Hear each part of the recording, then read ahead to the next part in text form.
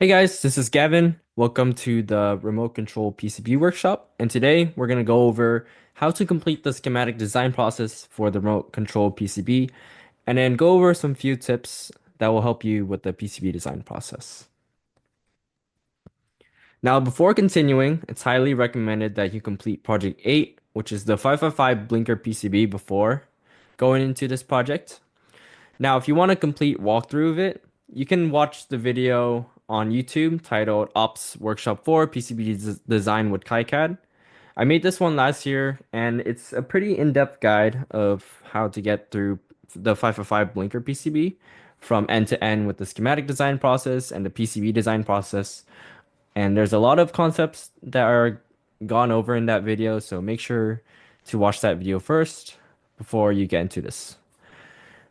Second thing that you'll need to do is to make sure you have the latest version of KiCad installed. And then lastly, you're going to want to download the ESP32 ops KiCad files zip folder in the Canvas assignment titled Capstone Project PCB Design. So let's do that real quick.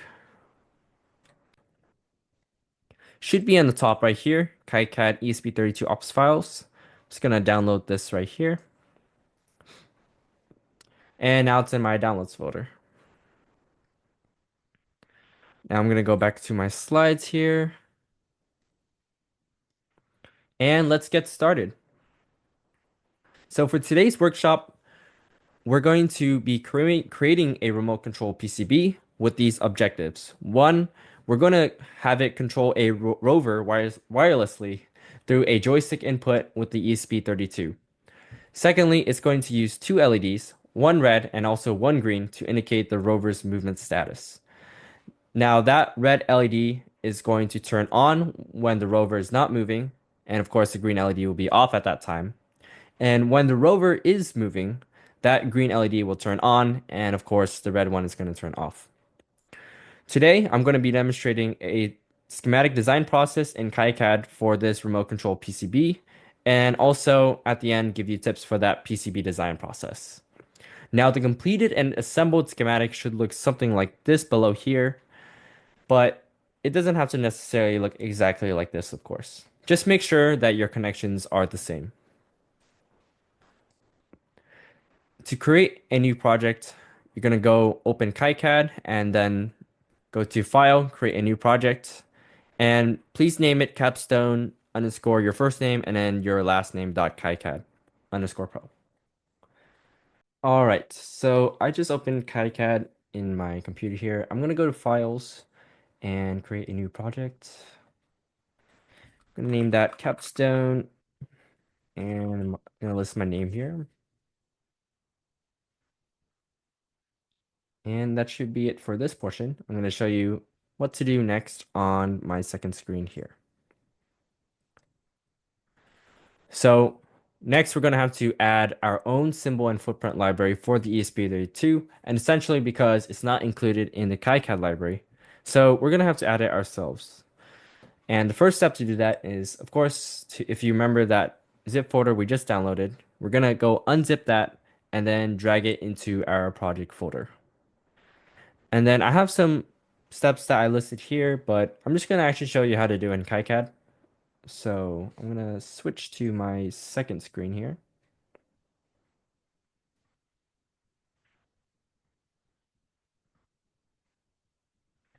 There we go. Just going to click on that and unzip it. Extract. You should see these two files show up. So first one is going to be that symbol library. It says underscore sim. And then that dot pretty folder is going to have our footprint in it.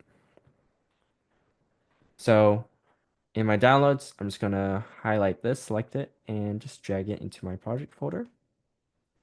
And I'm going to show you how to add those libraries into KiCad. You're going to want to hover into Preferences and click on Manage Symbol Libraries. We'll do the symbols first. Then click on Project Specific Libraries. And then click on this folder icon here. Click into this folder here. And then click on the symbol file there. Click OK. This might take a while.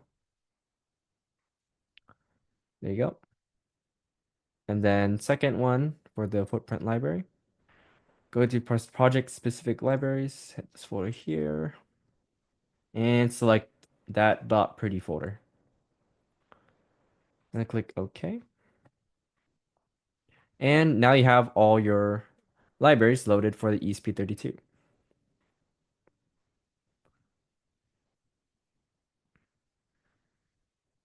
Once we have that done, now we're going to head into the schematic capture.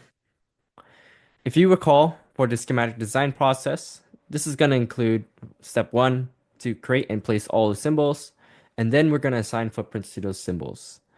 Step three will be to wire the symbols as desired, and then we're going to flag all the pins that should not be connected, and finally, label and the pins and nets as needed.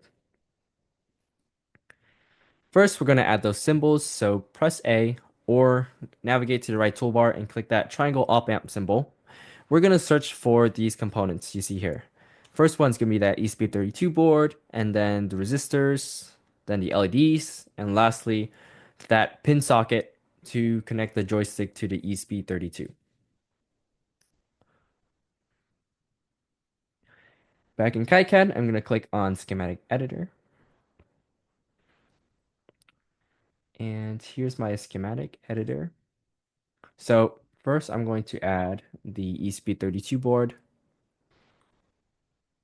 If you type in WeAct, it should show up already. And this is when you properly added the symbol and footprint library the way I showed you guys today. Click OK. I'm just going to add that to the middle. This little one here. I'm just going to change that to U1 to make sure that reference designator is correct. Next components I'm going to add are the resistors. So I just clicked A again to go into that symbol library. I'm going to type in R_US. Go. I'll place one on the right here. And I'm going to click escape for now. I'm back into just select items here. I'm going to select this resistor, hit Control C for copy. And then I'm going to go here and Control V, just another resistor here. Next component I'm going to add are the LEDs. So just click A again to go into that symbol library. Click LED. Should be the one that just says LED. Nothing else fancy. I'm just going to place it here. Escape again and Control C. Same procedure. Control V. I'm now going to add, lastly, the pin socket. And this is going to be a 1x5 one.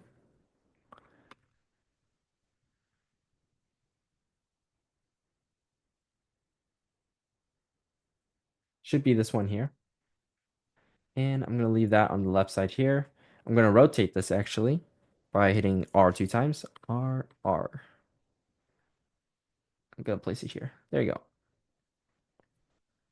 Go back to select items. And of course, you can always just click these icons here, like to place the symbols. I just use the shortcut A. Yeah, it says A right there. And now I'm going to go back to my slides to show you guys the next steps.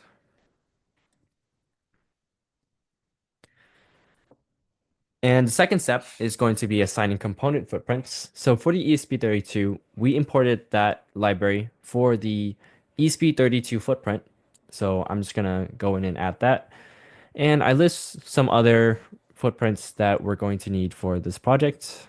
Um, I'm just going to have this on the side of my setup, but you can always reference these slides. And also I've put these like footprints in the assignment details as well, so you can just copy and paste it into KiCad. Now you want to run that assign footprints tool on the top. And for the first one, I'm going to add that, or the first one showing up for me is that LED. Might be different for you, but for me it's the LED, so I'm going to just copy and paste this here. There we go. Just gonna select it for that D1, same with D2 LED. For that connector one, I'm going to copy and paste this footprint in. There it is. And for the resistors, going to copy and paste this one in. Boop, boop. Last footprint we need is that ESP32 board. Should be from our library. So press that. And I just signed all my footprints now. So now I'm going to click OK. And we're now done with that portion. Now that we've added our components and footprints, assigned those footprints, I'm going to now run through the schematic design process for this ESP32 remote control PCB board. And the best way to understand my ideology behind these connections is I'm going to copy and paste that pin out here so that you guys can sort of understand the reasonings why. Yeah, so I have that joystick pin out and that ESP32 board pin out.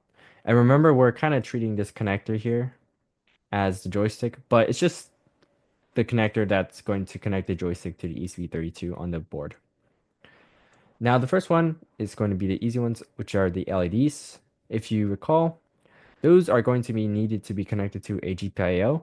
And since I left it on the right side already here, I'm going to connect it to pin 8 and also pin 10.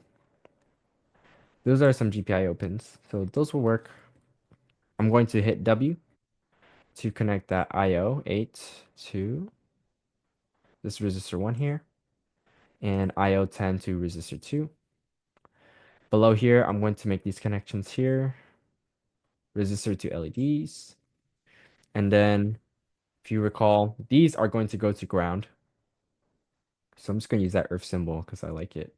Here, escape key, and now I'm going to name this ground. I just double clicked into it. Now I'm going to select this, hit Control C to copy, and Control V to paste it here. Going to wire this again using W.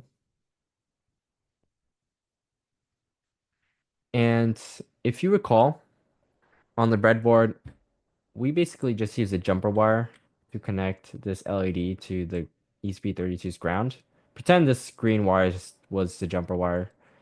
We connected it to here. However, if I use these power symbols, which was the earth symbol for ground, and if I added one here and connected these grounds here to that power symbol, now these LEDs are now connected to the ESP32 grounds via the power symbols. They basically work the same way as the labels, and I explained how the labels work in the uh, YouTube video that was for the 555 linker PCB. Essentially, they're still all connected to the same net, which is ground. I'm gonna now also want to do that on the left side here before I forget. Just gonna grab this here, copy, and paste this one here.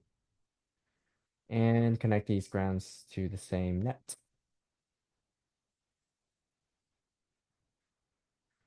All right, so now we're done with those LEDs, and we're going to get started on the joystick, which is the last part.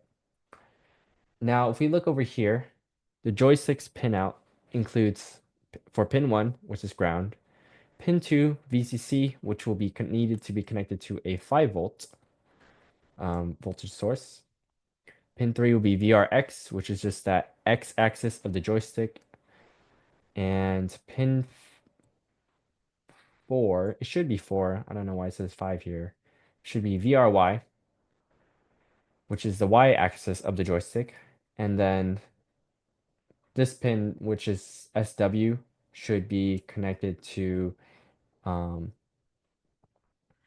which is technically just SW, which is the switch button of the joystick. and that's going to connect to a GPIO as well, just for a digital input read. Whereas the VRX and the VRY are going to be analog reads. So we're going to have to make use of that ADC here. That's the analog to digital converter. And that's how we will be able to make use of that analog read function in Arduino IDE. I'm going to drag this over here so that we can see that as well.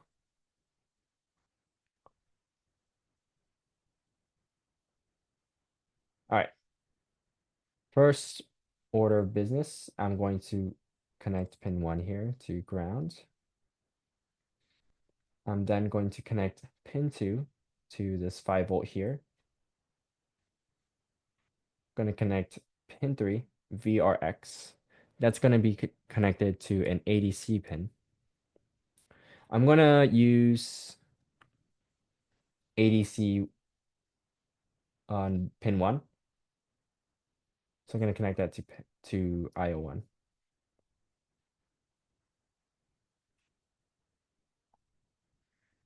Pin 4, I'm going to use the ADC pin on IO0 right here. And for pin 5, I'm going to connect that to just a digital or any GPIO. Let's use pin 4 here, which is IO3. Sorry, don't get that mixed up. I'm going to use IO3 essentially. Just going to drag a wire out here. I'm going to connect this using a label. I'm going to use a net label for this. Go to this right toolbar and select place net labels. I'm going to name this SW and drag it here to connect that pin 5 to this SW net. And going to add another label. Actually, I'm going to draw a wire out here first. And double click to finish that. And click on another one. I'm going to make sure they're the same name, SW. And select that right there. And now those should be all for like wire connections. We of course still have to add our no connect flags, and then also just so that when someone looks at our schematic, they would understand what like each net is. I'm just gonna name like the important nuts. Let's just name the nets first. So I'm gonna create some other net labels. Name this one VRX. I'm gonna name that IO1 or pin 3 of the socket as VRX, as those right here. And then pin 4 of the socket will be VRY.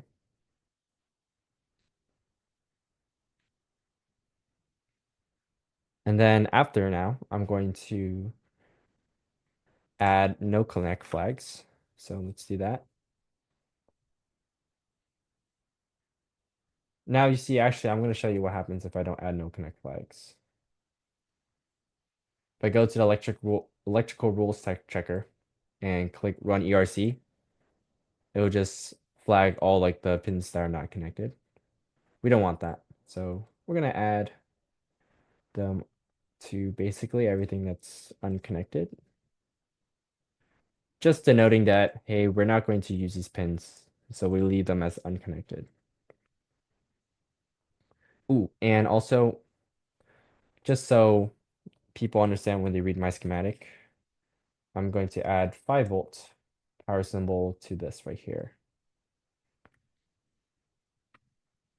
Now this is just labeling this pin here as 5 volts. All right. That should be it for the schematic side now. I'm just going to now do one more final electrical rules checker here and run ERC. And these are the exact two errors that we should actually get. These are expected, and if you get these should be fine.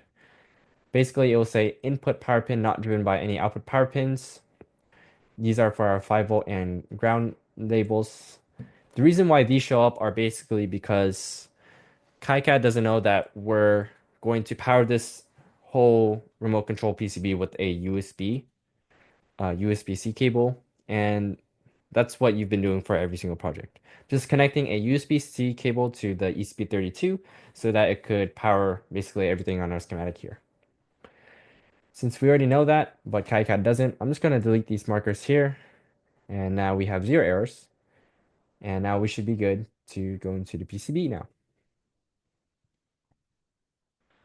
All right, so now that's done, I'm just going to go over back to my slides here.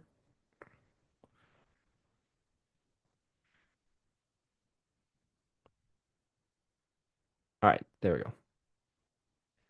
Now we just did the electronic rules check, and we had those expected errors, the input power pin not driven by any output power pins. We had two of those, and those should be fine. And if you have any other components that are not annotated or don't have a reference text in here yet, make sure to hit annotate under that tools bar in order to annotate your whole schematic. But my schematic and yours probably will have all the reference designators already, so it should be fine. And now I'm just going to go briefly over that PCB design. And if you recall, first step is to define that board outline, then place your components. Third step is to place traces and vias, and then lastly to add any necessary fills, which will be our ground plane. To export the footprints to the PCB editor, I'm going to click F8 or press on that icon there and update the PCB, and then the footprint should show up. So let's do that right now. Going to go to the PCB editor by clicking on this icon here, switch to PCB editor. Boop. And here it is. I'm going to now update my PCB. You should have zero errors and zero warnings here as well. Looks like it did it successfully, and now I'm going to be able to drag it to the middle now. The custom footprint has been loaded successfully, as well as our socket, our LEDs, and then also our resistors for this project.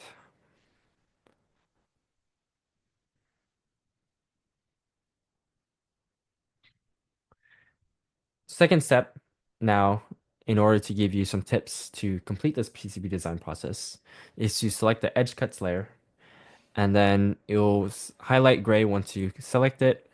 And now you want to create a closed graphical shape. This will basically define the board outline layer.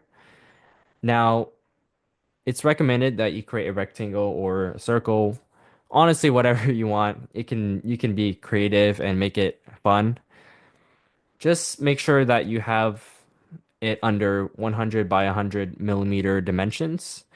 And then also make sure that it's manufacturable and it can fit in your hand so that you can control the RC rover. And the second tip is to, of course, well, honestly, these aren't tips. These are kind of like guidelines to make sure that you complete it properly. So the next guideline is to set up traces and vias sizes. And to do so, you're going to go to uh, that top left drop down, which says track use net class width. Select that and then click edit predefined sizes. And you're going to want to have track sizes of 30 mils for signal and 40 mils for power. And for the via pad size and hole size, you're going to want via size of 30 mils and hole size of 20 mils. This essentially says the same thing. And for designing your PCB, I highly recommend deselecting the icon there before routing, just to make things a little simpler. And I'm going to talk about this later, but I'm actually going to show you how to do what I just talked about, like from here to here. So let's do that right now. Make sure you go to that edge cuts layer, select it there. I'm just gonna create a rectangle because I'm simple. I'm in mils right now. Let's just go to millimeters for this board outline. You can select it on this left tab here. There's some like um, dimensions like millimeters, mils, inches. Yeah, some units that you can select. I'm selecting millimeters. And then I'm gonna draw a rectangle. Left click and drag out. Now you can see the millimeter dimensions. Of course, you don't want to make it too big. 100 by 100 millimeters is too big. Let's see what that looks like. Yeah, I mean, that probably won't like fit in your hand too well. So I'm just gonna make it like, let's do, it doesn't have to be too exact. There you go.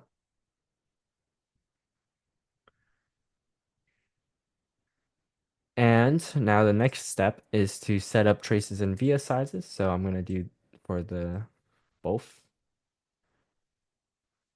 I'm going to add, actually, sorry, I always make this mistake. Please select mils for this setup now. Edit predefined sizes. And then click on add. I'm going to add first 30 mils for our signal layer and 40 mils for our power tracks. Then for vias, it's going to have a diameter of 30 mils and hole size of 20 mils. Click OK when you're done.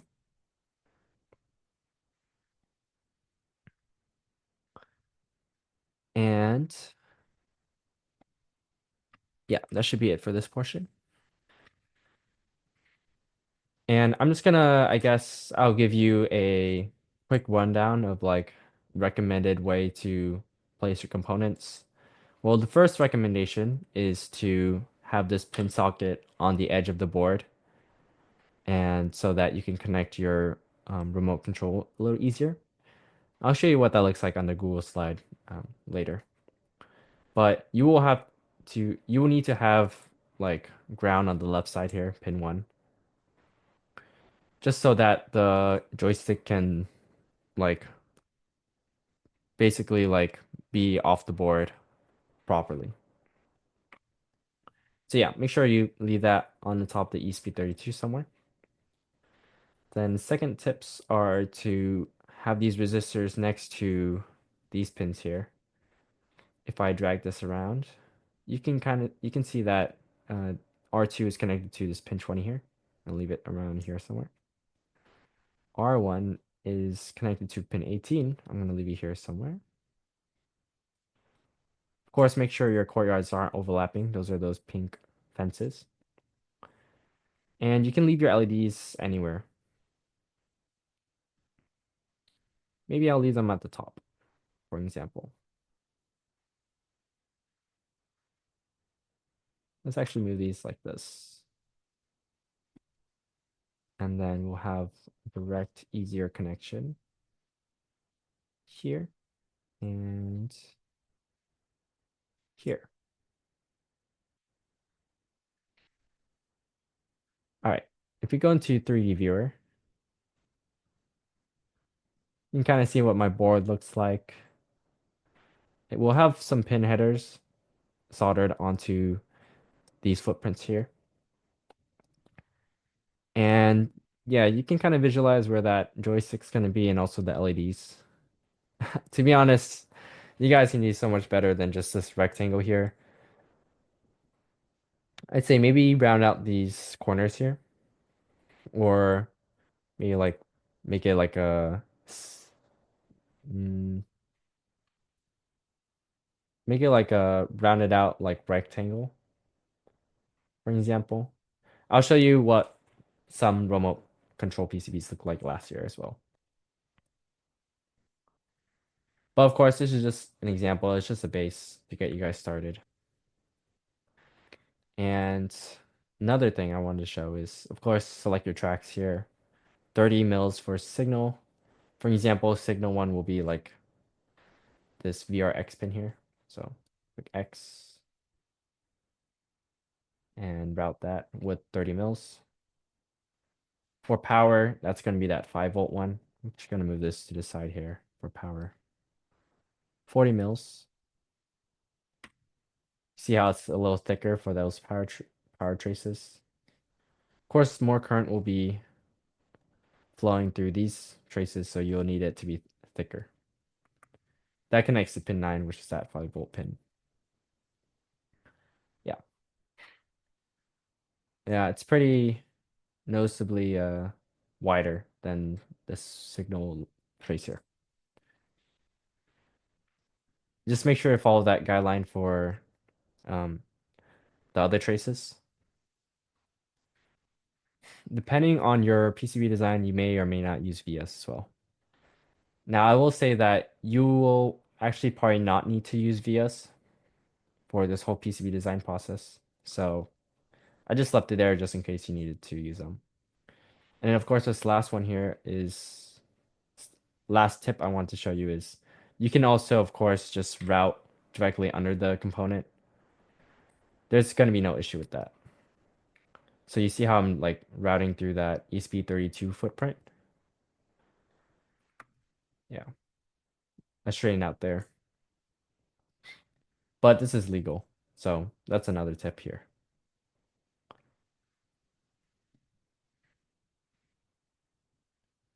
All right, I'm going to go back to my slides now and finish this off.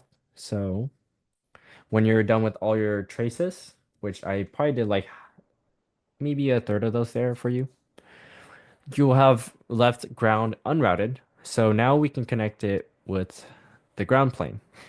And if you recall, those ground fills are used to stabilize ground, allow for better current conduction across the ground plane, and also for heat to be dissipated more better for the whole entire PCB.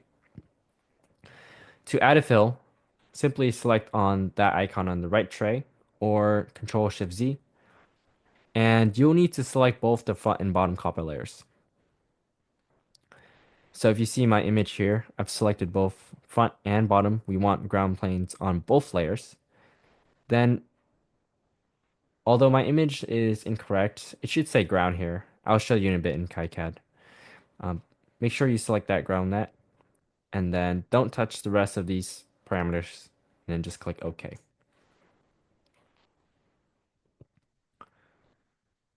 So yeah, this is unfinished. Make sure you finish your traces first, but just showing this for an example. Go back to that top layer there. Draw filled zones. Select outside of the board and click on both layers. And then you see that ground net right there. And then just encompass the whole board here. And then you can click on close outline to finish that. And to make the fill real, you will select B. Disclaimer, like, remember, these connections are not completed yet, so make sure to complete those on your own.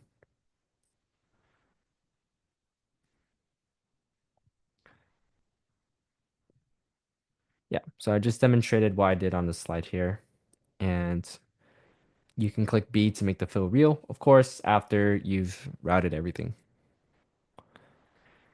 Now, once you're done with the PCB, the fill should all be done, and there should be no more rat's nest. If there are any connections that need to be made, make them, and run a DRC and check if your board has any resolved errors, then fix them, of course. This image here below is just for the 5.5 blinker PCB. I wanted to make sure that you guys like make your remote control PCBs a little more creatively, so I didn't show an example of that here. Uh, to run the DRC, it looks like the ERC in the schematic editor, but it's just this icon here, design rules checker. Click on run DRC here, and I'm gonna get a bunch of pi errors because I have a lot of things unconnected here. So let's see what happens. Yes, 5 errors. Let's show them all. we have unconnected items, of course, here. So make sure that you have zero errors in the end. And then once you're done with that, we can go back to the project assignment and I'll show you here.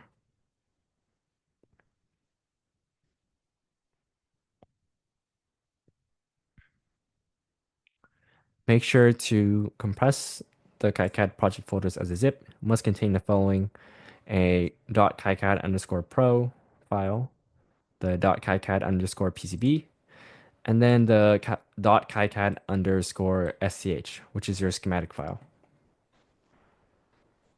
Once you have those done, you should be all good and we'll send them for manufacturing. And hopefully you will have your board by the beginning-ish of spring quarter. So stay tuned for that. I have some other tips here. First one is for silkscreen. I guess it's not so of a tip, but as like an optional idea is to add text or an image to the silkscreen layer in order to customize your board. Make it a little fun since it's your own board and maybe you should, add your name to it so that you don't get it lost to someone else's board. And also just to add your own credit to the board, of course. And last PCB layout tips is one, to avoid 90-degree trace angles. So use 135-degree angles instead. It should automatically like make you do that in KiCad already. And the second one is to place the 1x5 pin socket of the joystick near the edge of the PCB, like I said, because it's going to be harder to connect the joystick in the middle of the PCB. So see how like in this example here, this was last year's project. They used a different microcontroller, so don't worry about it. But of course, you can still place the joystick on the top of the ESP32. And the joystick's gonna hang like off the board, and that's what it looks like there. But yeah, that's gonna wrap up today's workshop. Thank you guys for tuning in, and hopefully, um, you guys will be able to get this finished on time and get your board manufactured. It's going to be pretty exciting stuff. So, if you have any questions, reach out to us. And other than that, hope you guys have a great finals week and then also have a great spring break.